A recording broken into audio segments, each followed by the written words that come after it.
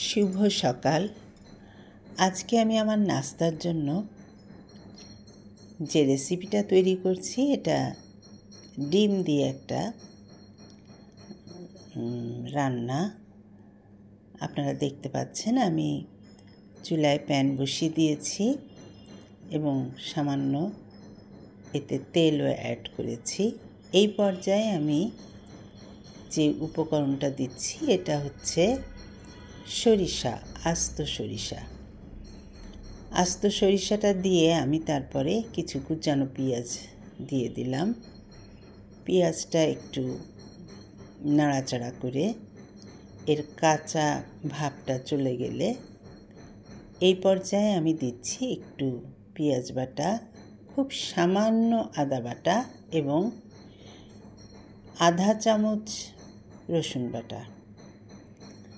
চা চামচের বা মেজারমেন্টে চামচ আছে একদম ছোটোটার, তার হাফ চামচ। এরপরে আমি দিচ্ছি হলুদ গুঁড়া, মরিচ গুঁড়া এবং জিরার গুঁড়া, সামান্য লবণ দিয়ে আমি মশলাটাকে বেশ ভালোভাবে কষিয়ে নিচ্ছি। মশলাটা আসলে একটু ভালো করে কষালে তরকারির স্বাদ কিন্তু অনেক গুণ বেড়ে যায়। এই কষানোটা একটু ধৈর্য সহকারে করতে হয়। রান্না একটা ধৈর্যের ব্যাপার। যে যতটা ধৈর্য নিয়ে এবং সুন্দরভাবে করতে পারবে, আমার মনে হয় সেই রান্না খেতে ততটা সুস্বাদু হয়। এরপরে আমি এতে দিচ্ছি টক তেঁতুলের কাঠ।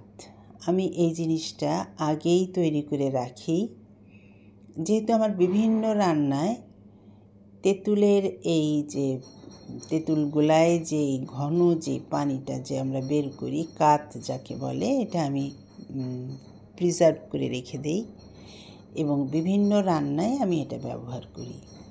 এটা আমি এখানে প্রায় 3 চামচ দিয়েছি, চা চামচের 3 চামচের মতন।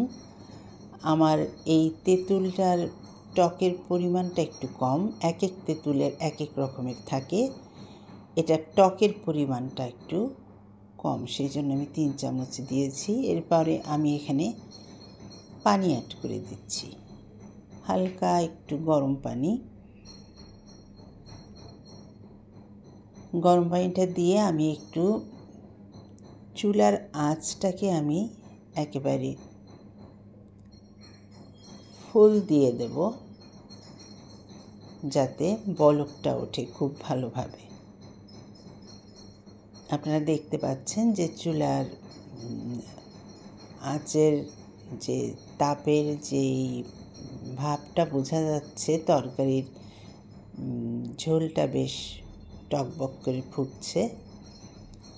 এটা একেবারেই যখন এরকম ফোটা শুরু করবে, সেই পর্যায়ে আমি একটা ডিম ভেঙে ঠিক আমরা যেভাবে পোচ করি ওইভাবে এর মধ্যে দিয়ে দেব।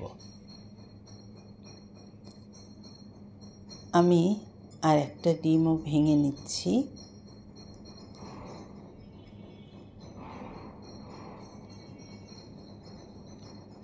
সেই ডিমটাও আমি দিয়ে দিলাম। আমি তরকারিটা 2টো ডিম দিয়েই রাঁধছি। আমি ঢেকে দিলাম, চাল হচ্ছে। তরকারিটা ভালোভাবে বলক উঠে গেলে আমি এই পর্যায়ে খুলে একটু নাড়াচাড়া ভালো করে দিয়ে সবগুলাকে আধা ভাঙা করে ফেলেছি এবং 2টো আস্ত কাঁচামরিচ দিয়ে দিয়েছি। আমার এখানে আর কোনো কিছুই অ্যাড করা লাগবে না, তরকারি আমার হয়ে গেছে। আপনারা এইভাবে রেঁধে খেয়ে দেখবেন এবং আমাকে কমেন্টের মাধ্যমে জানাবেন। আশা করি আপনাদের খুব ভালো লাগবে। সকালের নাস্তার জন্য এটা খুব দ্রুত একটা তরকারি এবং সুস্বাদু। ধন্যবাদ।